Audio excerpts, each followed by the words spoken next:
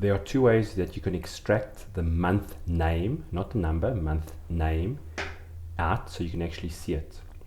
So the first way is you can format it correct. So here are the dates, you can see the date is typed in there. If I highlight this, I'm going to go Control 1 to my format cells.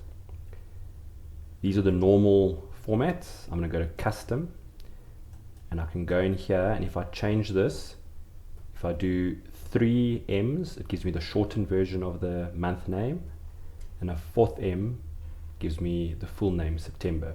So when I say OK, I see the name of the month, but very important, notice that Excel is still seeing the full date. So this is Excel just being nice to the human. You see this, but Excel is seeing that.